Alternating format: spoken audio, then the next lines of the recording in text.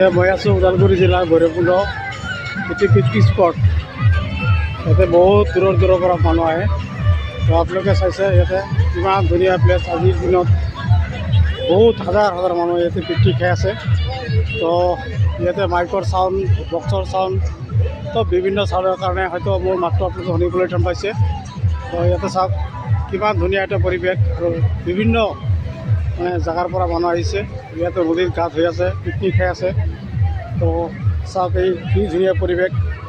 তো আপোনালোকে যদি আমাৰ এই ওদালগুৰি জিলাৰ এই ভৈৰৱকুণ্ড যদি পিকনিক খাবলৈ আহে তেতিয়াহ'লে এটা ভাল প্লেচ পাব। এইটো চাওক দেখিবলৈ কিমান ধুনীয়া জেগা এটা অৰুণাচল বৰ্ডাৰৰ লগত। তো এইখিনিতে আমি আহিছোঁ আজি বন্ধুসকলৰ লগত পিকনিক খাবলৈ।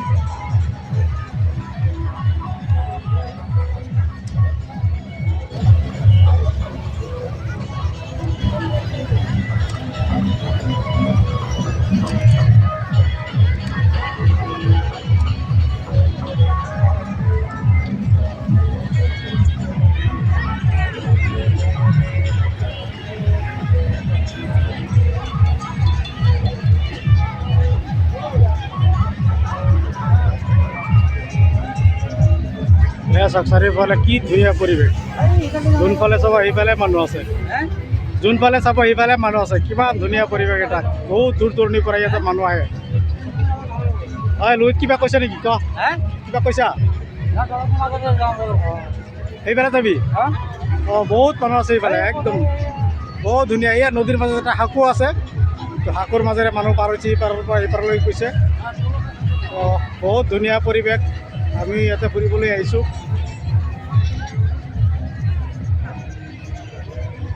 তো মোৰ লগত বন্ধুজন আহিছোঁ লোহিত। এই চাওক কি পৰিৱেশ ইয়াতে। অসমৰ যিকোনো ঠাইৰ পৰা ইয়াতে আহিব পাৰে, পিকনিক খাব পাৰে। তো পিকনিকৰ কাৰণে বহুত ভাল। আজি দেওবাৰ, তো এই ছুটিৰ দিনত চবেই পিকনিক খাবলৈ আহে ইয়াতে। তো ইয়াতে ইমান সুন্দৰ পৰিৱেশ। যিটো পৰিৱেশ নেকি আমি ওদালগুৰি জিলাৰ মাজত এটাই জেগা আছে, এইটো হ'ল ভৈৰৱকুণ্ড জেগা। তো এইখিনিতে আমি আহিছোঁ। সেয়াই চাওক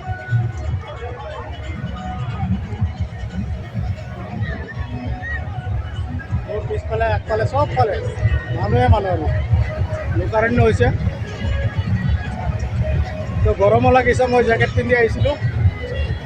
তো গৰম যদিও লাগিছে আৰু উপায় নাই। তো ৰাইজৰ লগত ইয়াতে পিকনিক খাবই লাগিব। বহুত ভাল লগা এটা পৰিৱেশ। এই মোৰ পিছফালে তাত এটা নদীৰ ওপৰত এটা সাঁকো আছে। তো এই সাঁকোৰে মানুহবিলাক ইফালৰ পৰা ইফালে যাই আছে, নদীৰ ইফালৰ পৰা ইফালে যাই আছে। তো এই অৰুণাচল বৰ্ডাৰ হয়। তো এই নদীটোৰ ওপৰেৰে এটা দলং আছে। এই দলঙৰ ওপৰে মানুহবিলাক অহা যোৱা কৰে। বহুত ভাল। আহক আপোনালোকেও আহি ইয়াতে আমাৰ ভৈৰৱকুণ্ডত আহি পিকনিক। বহুত ভাল জেগা এটা। তো এনেকুৱা জেগা অসমত বুলি কওঁতে আৰু কাজিৰঙাত আছে আৰু ইফালে ভৈৰৱকুণ্ডত আছে। তো আপোনালোকে আমাৰ ভৈৰৱকুণ্ডত আহি পিকনিক খাব। তাৰ কাৰণে সকলোকে ধন্যবাদ থাকিল, জানুৱাৰীৰ শুভেচ্ছা থাকিল। আপোনালোকে সকলোৱে আহিব। Thank U.